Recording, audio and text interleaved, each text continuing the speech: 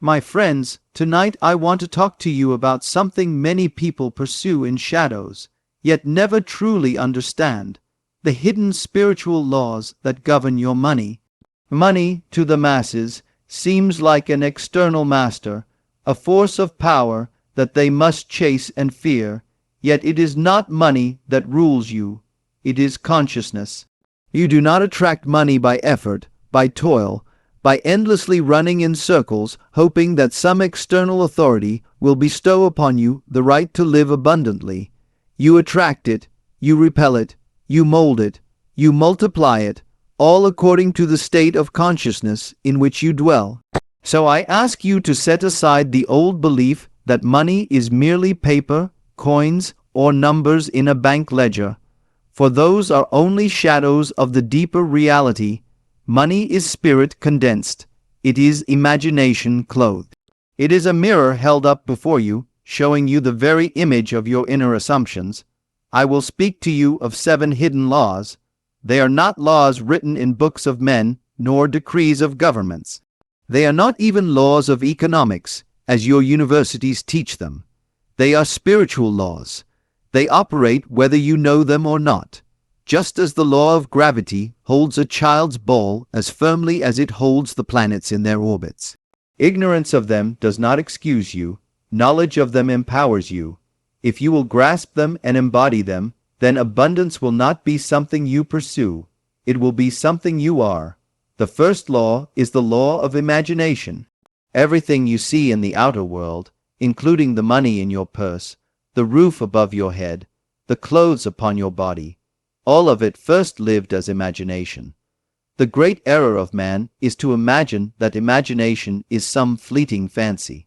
But imagination is reality, clothed in substance. You cannot experience wealth unless you first dare to imagine wealth. But you must not imagine it as a far-off dream, nor as a hope, nor as a wish. You must imagine it as now.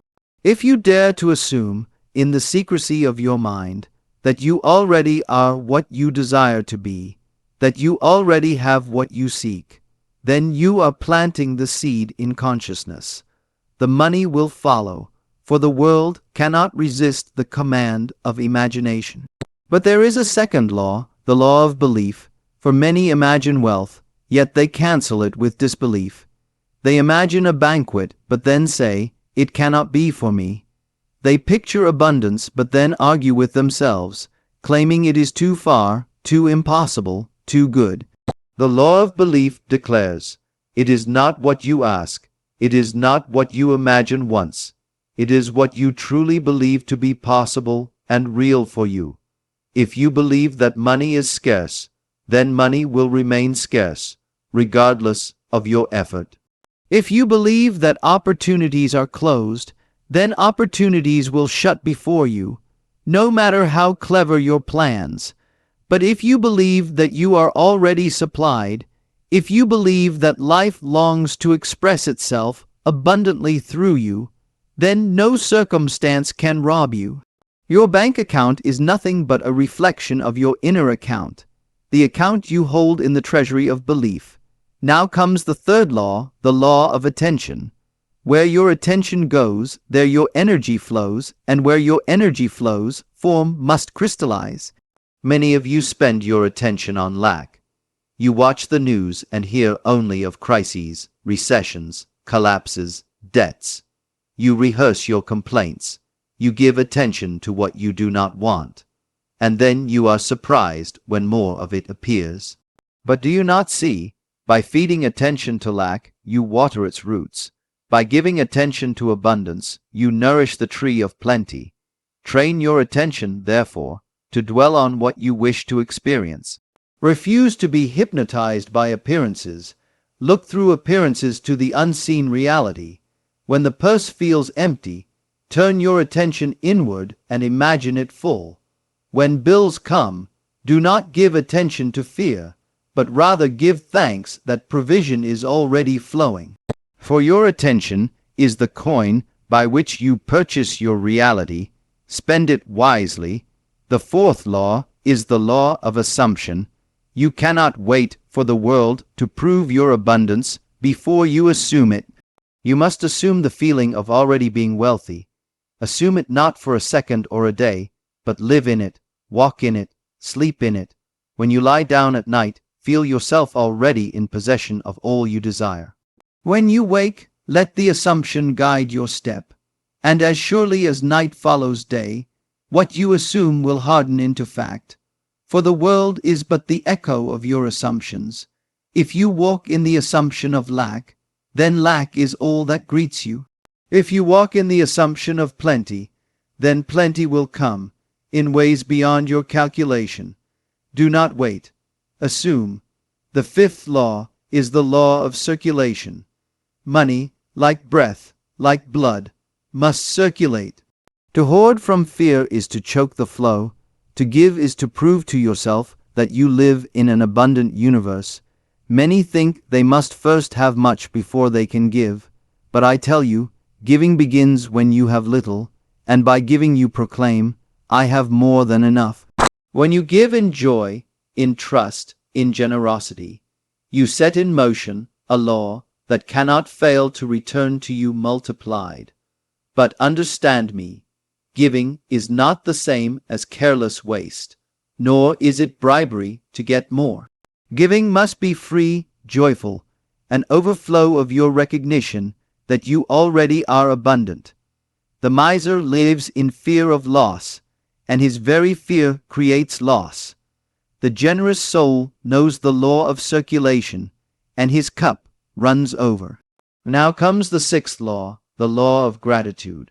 Gratitude is not merely courtesy, it is creative recognition. To give thanks before the harvest is to water the seed. To give thanks for what you cannot yet see is to acknowledge its reality in the unseen. When you give thanks for money before it arrives, you hasten its arrival. When you give thanks for opportunities not yet visible, you summon them into view. Gratitude lifts your frequency, aligns your mind with abundance, and breaks the spell of complaint and worry. If you will make gratitude your constant companion, then wealth must answer, for wealth loves to dwell in a grateful heart. The seventh law is the law of identity. You must ask yourself, who am I in relation to money? If you see yourself as a struggler, money will always slip from you. If you see yourself as unworthy, you will sabotage every opportunity. But if you claim the identity of one who is abundant, who is a channel of divine wealth, who is a steward of infinite resources, then the universe has no choice but to prove you right. Identity is the root of all. Money cannot rise above the level of self you assume. Change your concept of self, and money will rearrange itself to match. You are not a beggar before life. You are life itself, expressing. You are not a servant of money. Money is your servant, and it obeys the concept you hold of yourself. Now many will hear these laws and nod, but they will not practice. They will hear and return to their old state of lack, of fear, of waiting. But you are here tonight not to wait. You are here to awaken. Do not wait for the evidence of the senses. Do not wait for tomorrow. Take these laws now. Imagine now. Believe now. Give attention now. Assume now. Circulate now, give thanks now, claim your identity now. For tomorrow is but a projection of what you assume today. I tell you from experience, these laws are not theory. I have lived them, and I have seen them work in the lives of countless souls. They do not fail. The only failure is the failure to apply them with persistence and faith. You will be tested. Yes, appearances will contradict you, doubts will whisper, delays will mock you. But if you persist, refusing to betray your inner vision, then life will rearrange itself in your favor. Money will come, opportunities will open, doors will appear where there were only walls, and when you see it, remember, it was never money itself that had power, it was you. It was your imagination, your belief, your attention, your assumption, your circulation, your gratitude, your identity. You are the source, you are the law made flesh. Stop chasing shadows and claim your inheritance as creator. So tonight, I leave you with this. Do not worship money, for money is but a servant. Worship the spirit within, the imagination within, the God within. And then let money flow as naturally as water flows to the sea. These are the hidden laws. Walk in them, and you will know abundance, not as a dream, not as a struggle, but as your natural state of being. For life longs to give itself to you. Will you accept it? Will you dare to assume it? The choice is always yours. My friends, let us go deeper, for many of you still wrestle with the idea that something as material as money can be subject to the unseen world of spirit. You think of wealth as external, something earned by labor, something managed by economies and markets. But I say to you, the world you call material is but the shadow of the inner world. Your very body, your relationships, your possessions, your environment, all are crystallized imagination. The invisible is the cause, the visible is the effect. If you reverse the order, you remain a slave to appearances. If you correct the order and live from the unseen, the seen world bends itself into alignment. You will say, but I have bills to pay. I cannot ignore them. How can imagination solve the rent that is due tomorrow? I do not ask you to ignore the world.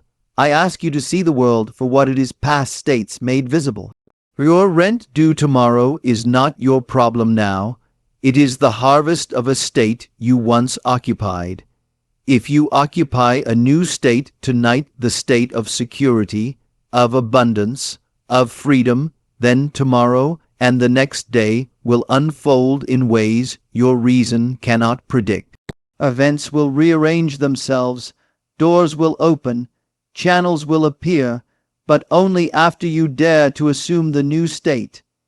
You must first sow before you reap, and sowing is always inner. Consider the story of a man who once came to me burdened with debt. He could not sleep, for the pressure of his creditors weighed upon him. He said, I cannot imagine freedom, Neville, because all I see is lack. I told him, do not look at lack. Close your eyes and dare to hear what you wish to hear. Hear your creditors congratulate you. Hear your friends rejoice in your prosperity. Hear the sound of your own laughter, as though you were already free. He practiced this simple act for nights, though he did not know how it could come to pass. Within weeks, unexpected opportunities emerged, debts were cancelled, and he stood in the freedom he had imagined. He did not earn it by worry, he did not secure it by calculation, he assumed the state, and the law fulfilled it. You must understand, imagination is not fantasy. Fantasy is idle daydreaming, but imagination, when disciplined, is creation. To imagine with feeling, to assume with conviction, is to plant the seed of reality. Every visible form you now see began as imagination. The buildings in your city, the clothes on your back, the device in your hand, all were first imagined. If man had not dared to imagine beyond what he saw, he would still be in caves. The world progresses by imagination, and your life will prosper by the same law. But you say, what of work, what of effort? Must I not toil for money? Work is the outer expression, but imagination is the inner cause. You may work tirelessly, but if your inner state is one of struggle, then your work will yield only struggle.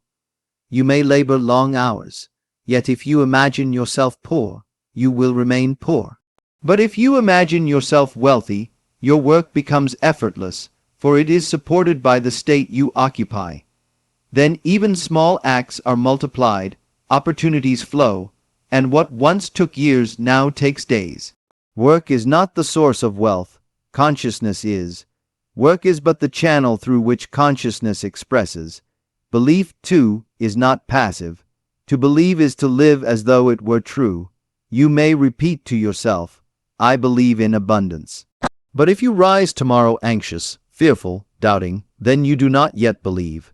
True belief is felt, it colors every thought, every action, every mood. If you truly believe in abundance, you will no longer speak of lack. You will no longer envy the wealthy, for you know yourself one with wealth. You will no longer hesitate to give, for you know there is always more. To believe is to embody the truth until it becomes second nature. This is why the law of giving is so powerful.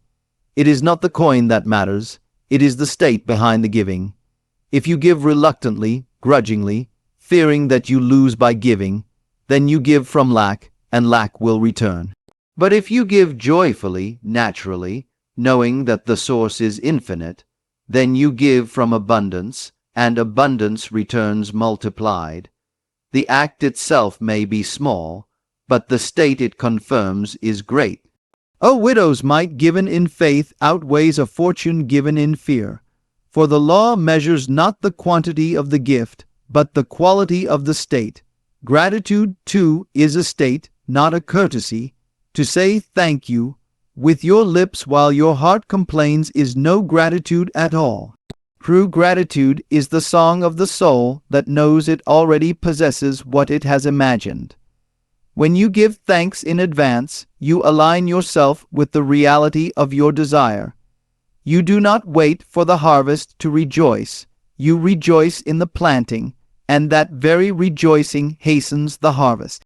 Gratitude is faith in action, the living proof that you believe, and the grateful heart, no matter how little it outwardly possesses, is already rich, for it dwells in the state of wealth.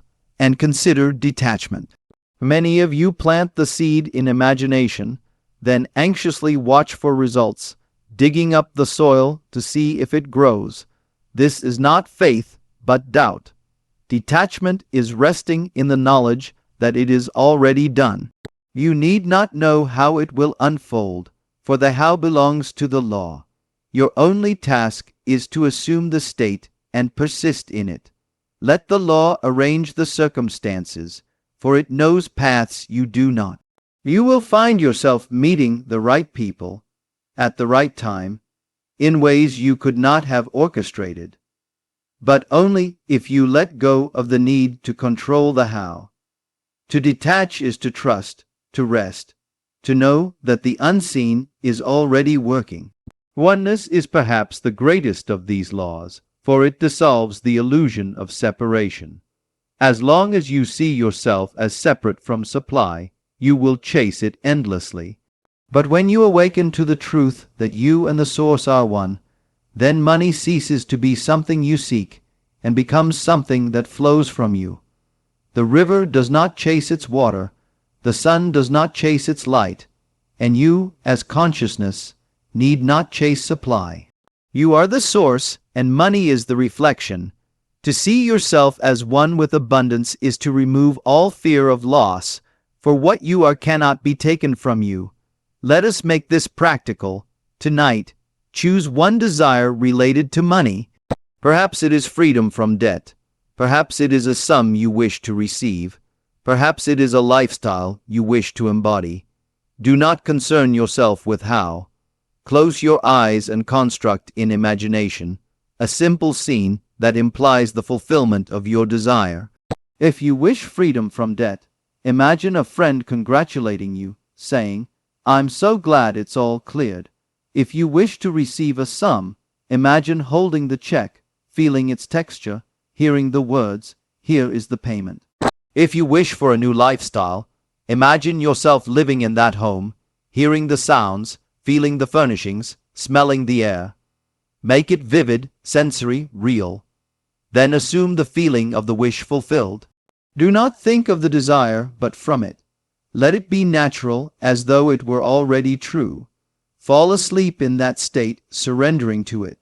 Repeat this night after night until it feels normal, until it no longer feels like wishing, but like remembering. When it feels natural, the work is done, for the subconscious accepts it, and the law must bring it forth. You may find resistance rising within you. Your senses will say, "It is not true." Your reason will say, "It is impossible." But you must ignore the senses and reason, for they only reflect the past. You must persist in the new state until it overrides the old. This is the battle of faith, to remain faithful to the unseen while appearances mock you. But if you persist, appearances will yield, for appearances are but shadows, and the shadow must change when the substance changes. I tell you, every man is rich or poor according to the state he occupies. Two men may earn the same wage, yet one lives in abundance and the other in lack. One gives freely, lives joyfully, sleeps in peace. The other hoards, complains, and trembles at every expense. It is not the wage that makes the difference, but the state. For the wage is but one channel, and the law has infinite channels. If one closes, another opens. If you live in the state of abundance, you will never fear, for you know that supply is endless. There are those who say, "But Neville, if everyone were to imagine riches, could all be wealthy?" I say to you, yes, for abundance is not finite. The riches of imagination are limitless. It is only man's belief in scarcity that creates scarcity.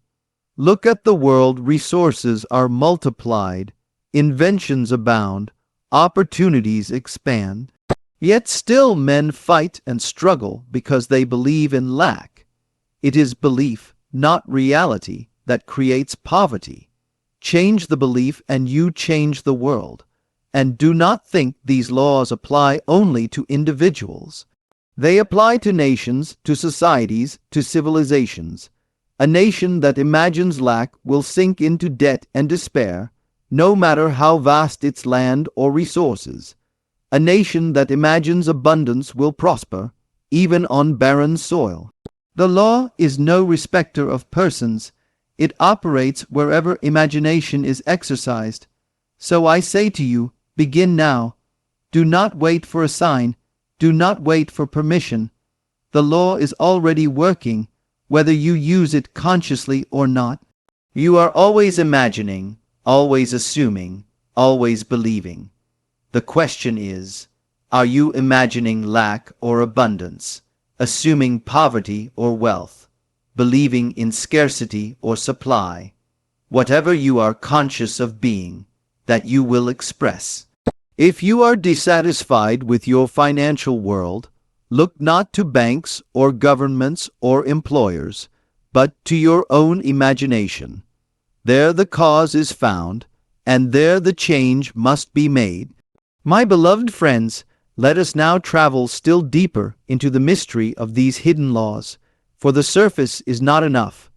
To touch lightly upon them is to know about them, but to descend within is to live them. And I would rather that you live them than merely nod in agreement. For truth is not for the mind alone. It is for the imagination, the heart, the will.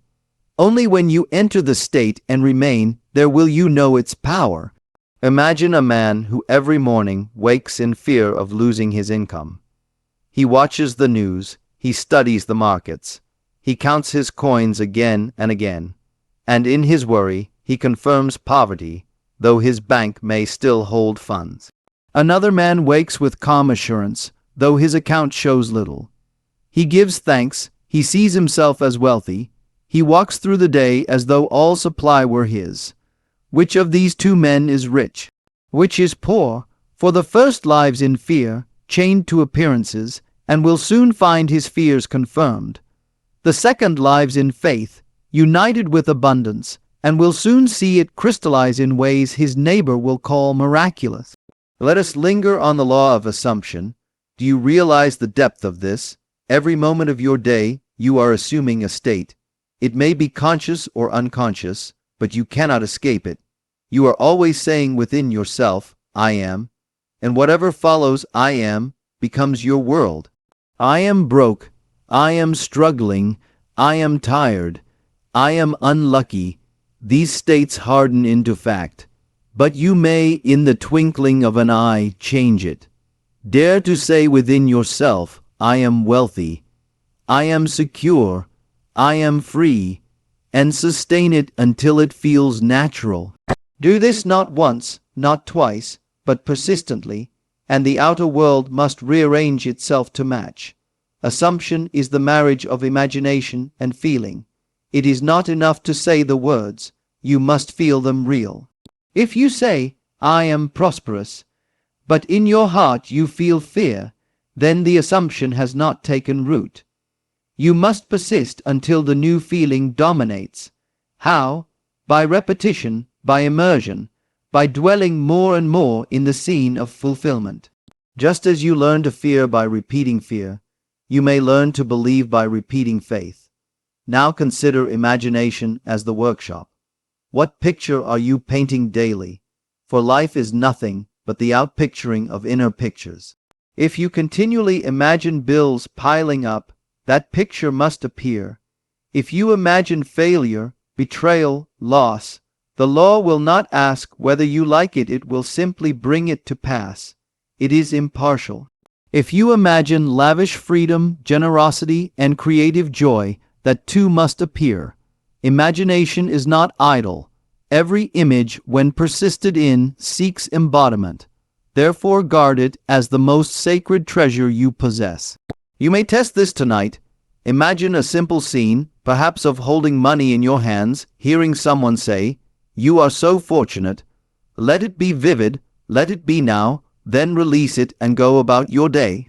If you persist, you will find circumstances bending, conversations shifting, small signs multiplying until the scene takes flesh. You will be tempted to call it coincidence, but there is no coincidence. There is only law. Belief, too, must be examined, for belief is not merely what you say you believe, but what you truly accept as true. Many claim to believe in abundance, while they fear every expense. Many claim to believe in prosperity, while they envy the wealthy. Your true belief is revealed not by your lips but by your reactions. Watch how you feel when you spend, when you give, when you see another prosper. There you will see your belief naked. If you react with fear, your belief is in lack. If you react with joy, your belief is in abundance. But belief may be trained. No belief is final until you accept it as such. Feed your mind daily with the images of wealth, with the language of abundance, with the feeling of gratitude. Reject the whispers of lack, refuse the voices of fear. As you persist, the subconscious absorbs the new pattern, and what once felt strange becomes natural. At that moment, your belief has shifted, and the world must reflect it. Now hear this, giving is not loss, giving is multiplication. When you give from a state of abundance, you declare silently, "I have more than enough." The law hears and agrees. Life responds by giving you more. When you hoard from fear, you declare, "I do not have enough." And the law agrees also.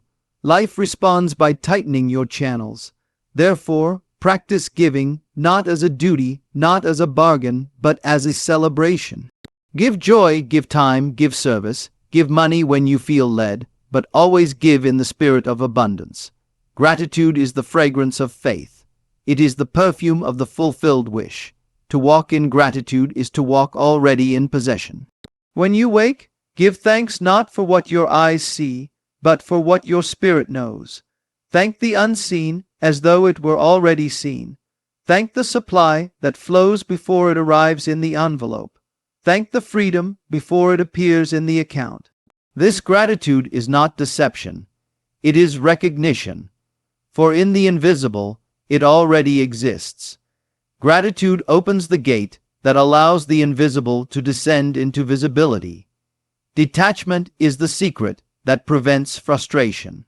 Many begin well, they imagine vividly, they assume with passion, they believe with fire, yet they ruin it by impatience. They check the outer world, and if the seed has not yet sprouted, they dig it up with doubt. But I say, when you have imagined, when you have assumed, let it be. Walk through your day as though it were already done. When the doubt whispers, but nothing has changed, answer not. Persist in the inner knowing. Just as the seed beneath the soil is unseen until its appointed time, so too your desire works in silence until the hour of manifestation. To detach is to trust, to detach is to rest, and let us dwell for a moment on oneness. For until you know yourself as one with the source, you will always see money as other. You will chase it, you will fear it, you will worship it, you will resist it, but you will not be free. Freedom comes when you see that you and supply are not two but one. The life that breathes you is the life that flows as money. The same imagination that gives you a dream gives you the channels to fulfill it. There is no separation. To know this is to end all fear of loss. For how can you lose what you are? Now practice. Close your eyes and declare within yourself, I am wealth, I am abundance, I am supply. Feel the truth of it. Refuse to argue with reason. Refuse to check appearances. Say it until you feel it. Then walk as that man, speak as that woman, live as though it were already so. Do not wait to change your inner conversation until money appears. Change it now, and the money must appear. I tell you, these laws are exact. They do not bend, they do not err, they do not choose favorites, they operate with precision. If you sow lack, you reap lack. If you sow abundance, you reap abundance. The seed may take time to sprout, but the harvest is certain. The only variable is your persistence. Many give up too soon. They imagine once or twice, they assume for a day, then they say, it does not work. But they would not say of a seed planted yesterday, it does not work. Simply because no tree has appeared. You must persist until the seed has time to grow. The subconscious is the soil. Plant the seed, water it with feeling, fertilize it with gratitude, protect it with detachment, and it must grow. Watch your inner speech, for every day you are talking to yourself, and these inner conversations reveal your true state. If you continually say within, I cannot afford it, I do not know how, it is too hard, then you are planting weeds. Replace them with, I have more than enough. It is already mine. Life always provides. Let your inner speech agree with your desire, and soon your outer world will echo it. The world will mirror you in strange and marvelous ways. A man may hand you money you did not expect. A job may open you did not seek. A gift may arrive from afar, or the very thing you need may fall into your lap in ways beyond logic. These are not accidents. They are the outpicturing of your state. You do not need to figure out how. You only need to persist in being. The law will orchestrate the details. I urge you also to examine the moods you carry. Moods are states condensed into feeling. A mood of worry attracts lack. A mood of joy attracts abundance. A mood of heaviness drags down the channels. A mood of lightness opens them wide. Guard your mood as you would guard a treasure. If you catch yourself in the mood of poverty, shift it at once. Stand, breathe, imagine, affirm, and return to the mood of abundance. Do this as often as needed until it becomes natural. You will discover, as you persist, that life itself becomes lighter. Money ceases to be an enemy. Work ceases to be a burden. Giving ceases to be a loss. Gratitude ceases to be forced. Detachment ceases to be discipline. Oneness ceases to be theory. All becomes natural, effortless, flowing, for you have shifted the root, and the branches must follow. Some of you may fear, if I dwell in wealth, am I not being selfish? I tell you, no. For when you live in lack, you cannot serve. When you are bound in poverty, your mind is chained to survival. But when you are free in abundance, you give, you create, you bless, you uplift. Abundance is not selfish. It is the soil in which generosity grows. To deny abundance is to deny the fullness of God. To accept it is to reveal His nature. The laws do not limit themselves to money alone. They govern health, relationships, opportunities, every aspect of life. But money is the easiest mirror, for it reflects so clearly the state of your belief. Use money as the training ground, and soon you will see that the same principles apply to all. Assume health, and health appears. Imagine love, and love appears. Believe in favor, and favor appears. The law knows no difference, so practice tonight. Do not wait. Construct a scene that implies your financial desire fulfilled. Enter it in imagination. Feel it natural, fall asleep in it. Wake tomorrow and carry its fragrance through your day. Repeat until it feels realer than what your eyes see. Refuse to accept appearances as final. Persist until the outer world bends. My friends, let me tell you that the great secret of life is not found in the things the world runs after. It is not found in the frantic grasping for opportunities, nor in the restless chase for security, nor in the ceaseless competition of men against men. The secret lies in consciousness, in what you dare to accept about yourself, in the invisible act of assuming the state you desire to see made visible. And money, that symbol which so many either worship or despise, is simply one of the clearest mirrors through which this secret reveals itself. If you can govern the flow of money by governing your inner state, you will understand that all things without exception must bow to the same law. Let us revisit the law of assumption once more, for though you have heard it, you may not yet have lived it. To assume is not to wish. To assume is not to hope. To assume is to enter into the feeling of the wish fulfilled until it becomes so natural that you no longer question it. You are not waiting for evidence. You are not straining for results. You are living as though it were already so. This is the difference between the man who dreams and the man who creates. The dreamer waits for proof. The creator accepts without proof and lets the world catch up. I remember a woman who once came to me, desperate about her finances. Her husband had lost his job, the bills were mounting, and she said to me, "Neville, I cannot even feed my children next week. How can I assume abundance when I have nothing?" I told her, "You must not look at nothing. You must dare to look within. Tonight, when you sleep, imagine your children well fed, imagine them laughing at the table. Imagine yourself free and at peace. Do not think of how it will happen, only feel the joy of it." She obeyed. For weeks she persisted in the scene, though her circumstances did not change at once. Then one day, her husband was offered a position beyond anything he had held before, and their situation transformed completely. But the real change had happened long before in her imagination, for when she dared to assume, the outer world had no choice but to align. This brings us again to imagination. You think imagination is a plaything, something for children, something less real than the so-called facts of life. But I tell you, imagination is the reality, and facts are but its shadows. Everything that you now call real was once imagined. There is nothing in your world that did not begin in the unseen. Your very life is the expression of the images you have dared, consciously or unconsciously, to hold. So then the question becomes, what are you imagining day after day? Do you imagine bills and worry, or do you imagine freedom and joy?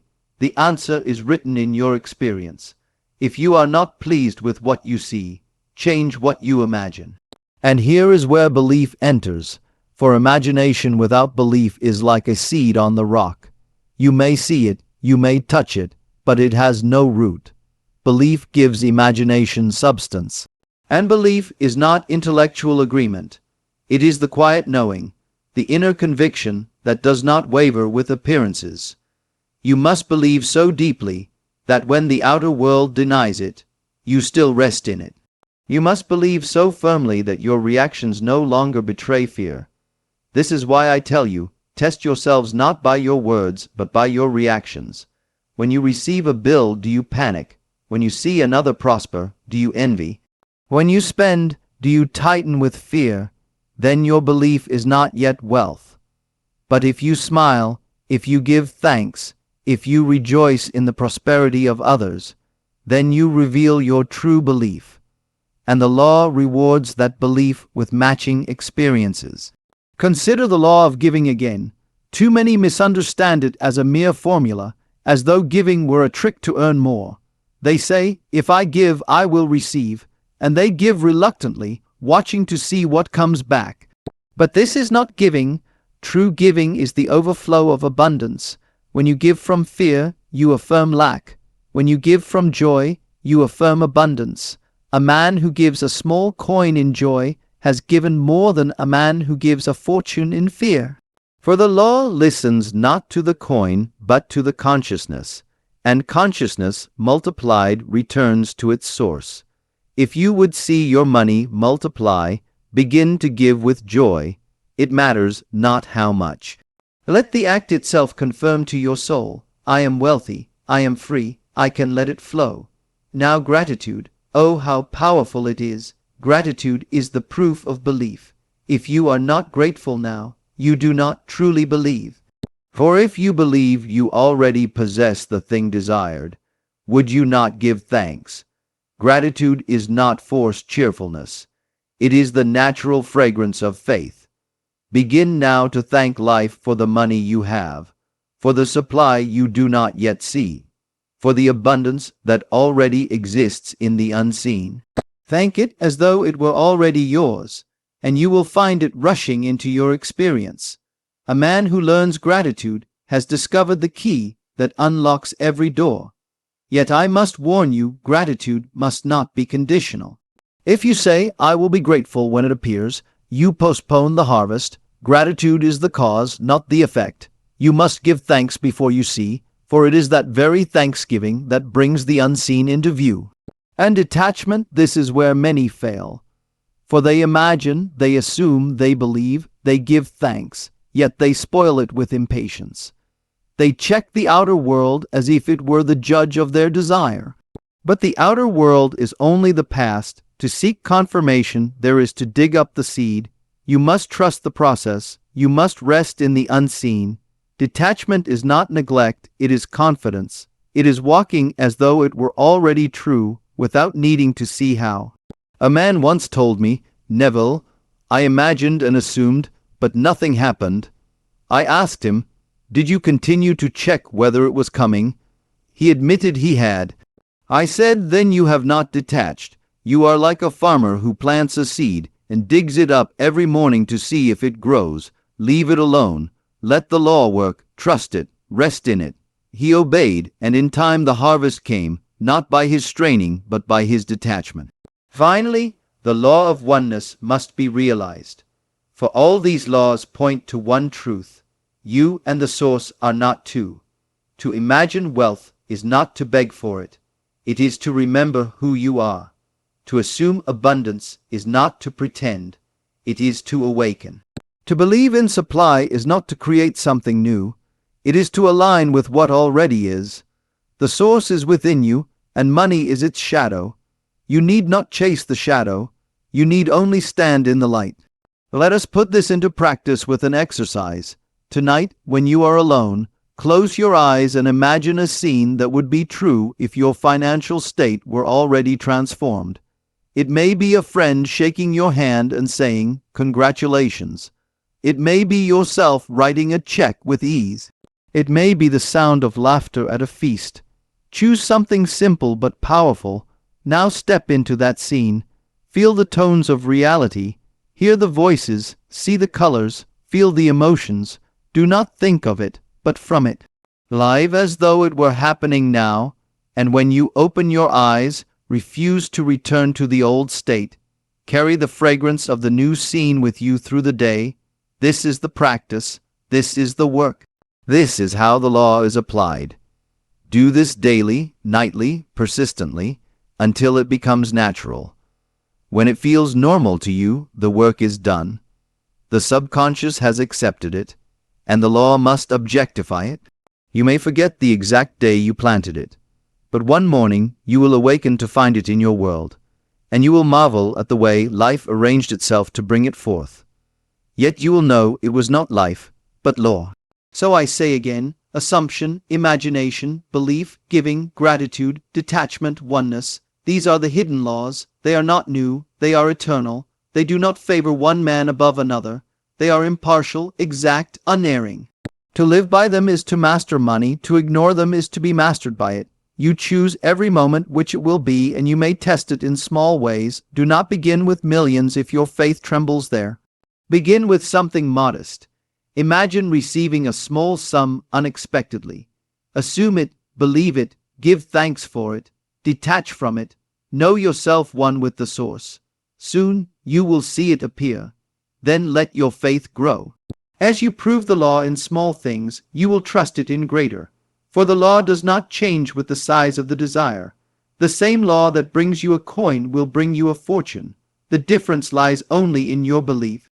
So practice, persist, refuse to be swayed by appearances. Walk in imagination, live in assumption, give from abundance, rejoice in gratitude, rest in detachment, and know yourself one with the Source. I leave you tonight with this one truth ringing in your heart. You are not a beggar in a hostile universe. You are the operant power of God's own imagination. All that you seek, wealth, freedom, provision, security, is already contained within you. Do not wait for tomorrow. Do not look to another. Do not bow before circumstance. Dare now to assume the state you desire. Dare to give thanks before you see it. Dare to walk in the feeling of already having it, and the law will not fail you. Money is but a shadow, and you are the light. Rule your inner world, and the outer world must obey. Remember always, what you accept as true within, you will one day touch with your hands without. The secret is yours. Use it, live it, and let your life bear witness that imagination creates reality.